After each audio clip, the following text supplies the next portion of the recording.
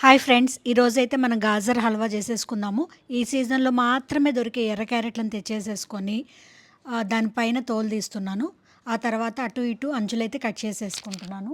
ఈ క్యారెట్ మొత్తాన్ని తురుముకోవడానికి నేను ప్రీతి కంపెనీదైతే తీసుకుంటున్నాను. ఇదేం ప్రమోషన్ కాదు, జస్ట్ నా ఎక్స్‌పీరియన్స్ షేర్ చేస్తున్నాను. క్యారెట్ ఎన్ని కిలోలైనా టపటప అయిపోతది చక్కగా. అంతకుముందు సీజన్ వస్తే అందరం చేత్తో తురిమేవాళ్ళం. ఇంట్లో వాళ్ళందరూ కష్టపడితే గానీ క్యారెట్లు తురిమేవాళ్ళం కాదు. సో, ఇప్పుడైతే నాకు ఈజీగా అయిపోతుంది. దీంట్లో అయితే ఓన్లీ ఇదనే కాదు, పూరి పిండి కలుపుకోవాలన్నా కూడా, మంచూరియన్‌కి వెజిటబుల్స్ కట్ చేసుకోవాలన్నా కూడా చాలా ఈజీ అవుతుంది. తురుము కూడా ఎంత చక్కగా వచ్చిందో చూడండి. హల్వాలోకైతే వాటర్ మెలన్ సీడ్స్, జీడిపప్పు, బాదం పప్పు ఇలా కట్ చేసి పెట్టుకున్నాను. తర్వాత ఘీలో బాదం పప్పు ముందేసుకున్నాను. తర్వాత వాటర్ మెలన్ సీడ్స్ వేసుకున్నాను. నెయ్యి మునిగేదాకుంటే సీడ్స్ పైకి పేలకుండా ఉంటాయి. నేను ఈవెన్ పొంగల్లో కూడా వేస్తాననమాట వాటర్ మెలన్ సీడ్స్. టేస్ట్ అయితే చాలా బాగుంటాయన్నమాట. సరిగ్గా వేగపోతే మాత్రం నేటికి గట్టిగా తగులుతాయి. సో, వేగేటట్టు చూసుకోండి. ఈ మూడింటిని చక్కగా తీసుకొని పక్కన పెట్టేసేసుకున్నాను. క్యారెట్ ఎక్కువ ఉంది కదా, అందుకని పెద్ద బాండి తీసుకొని దాంట్లో నెయ్యి వేసి క్యారెట్ని పచ్చివాసన పోయే వరకు వేయించుకున్నాను. అలా కొద్దిగా కలర్ మారంగానే మనకు అర్థమైపోతుంది క్యారెట్ వేగింది లేనిది. తర్వాత పాలైతే ఒక అర లీటర్ పాలు పోసాను.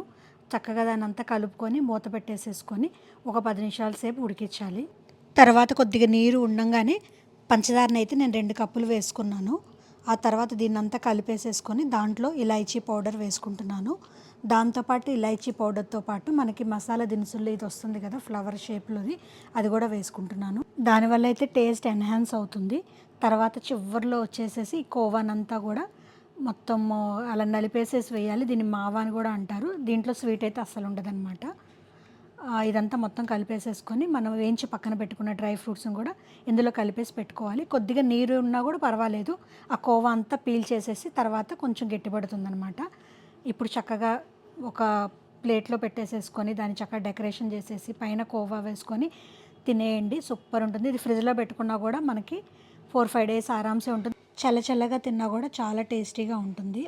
యూట్యూబ్ షార్ట్స్లో 3 మినిట్స్ వీడియో ఇప్పుడు లేటెస్ట్ అప్డేట్ కదా.